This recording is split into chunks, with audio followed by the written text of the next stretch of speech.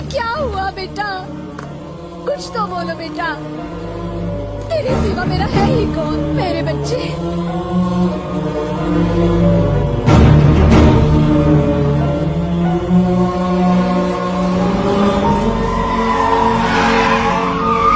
वानी, ये गलत रास्ता है। अरे ये जो रास्ता लेगी वही सही होगा।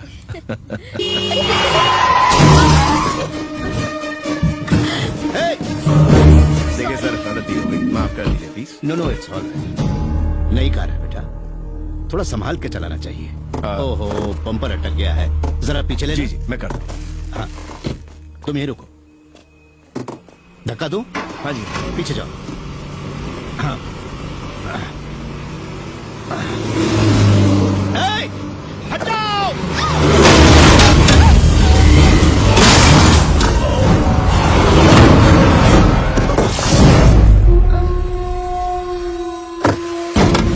तुम लोग गाड़ी में बैठो और डालो जल्दी जल्दी, कोई बच के जाने न पाए। लाशों के ढेर बिछा दो। जल्दी जल्दी गाड़ी में बैठो।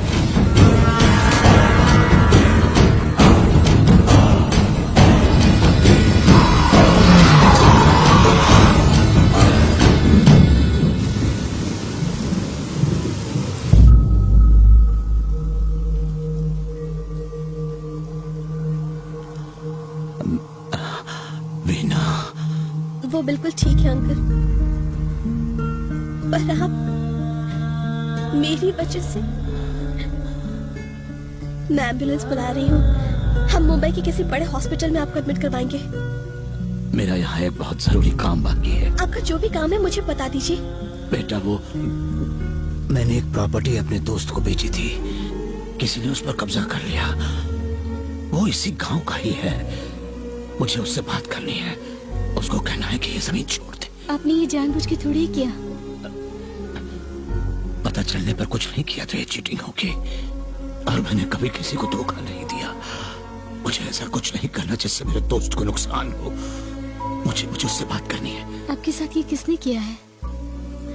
आप बस नाम बता दीजिए, मेरे भैया यहाँ सब कुछ संभाल लेंगे।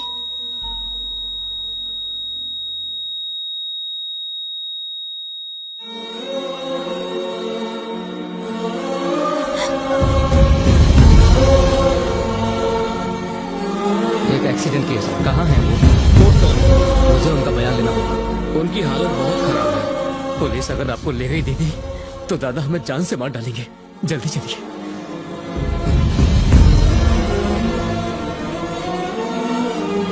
नहीं,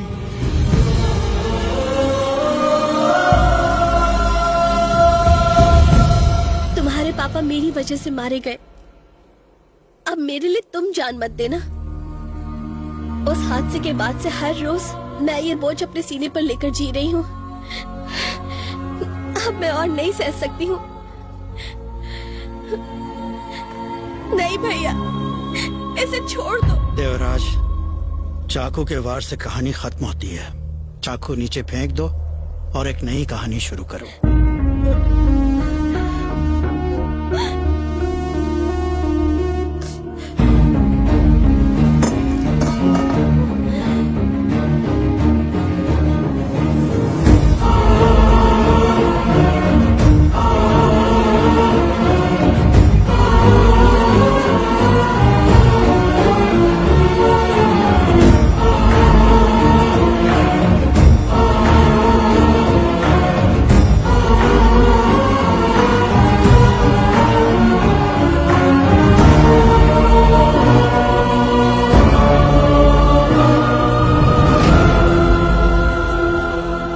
तुम्हारे पिता एक नेक दिल इंसान थे जो अपने आखिरी लम्हों में भी किसी और की भलाई के बारे में सोच रहे थे। मैं एक तलवार से 100 लोगों को मौत के घाट तो उतार सकता हूं, लेकिन मुझे अपने हाथों से किसी की जान बचाना नहीं आता जो उन्हें आता था। तुम्हारे पिता की महानता का सबूत इस बात से नहीं मिलता कि मेरी बहन जिंदा है। मेरे घर की खुशियां भी ये बयान नहीं कर सकती। इस घर की सजावट भी उसके आगे फीकी है। अगर ये पेपर्स इस बात का सबूत है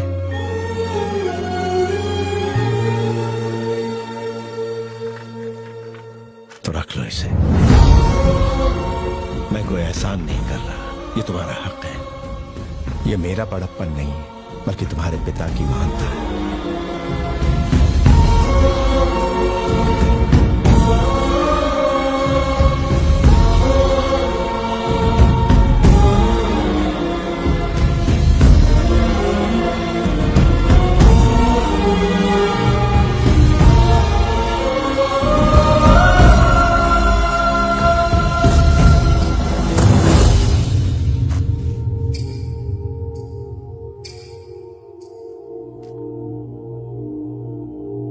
ठीक 12 बज रहे हैं। तुम्हारी मोहलत खत्म हुई। इन पेपर्स के लिए मैंने अपनी बेटी को खतरे में डाला, अपनी पत्नी से परायों जैसा बर्ताव किया। मुझ जैसे नीच की वजह से तुम्हारे पिता मारे गए, मुझ नालायक की वजह से। छे, पछतावा होना ही सबसे बड़ी बात है जी। देखा तुमने, जिस पत्नी ने मुझसे 15 सालों में एक शब्द तक नहीं कहा, वो मुझसे बात कर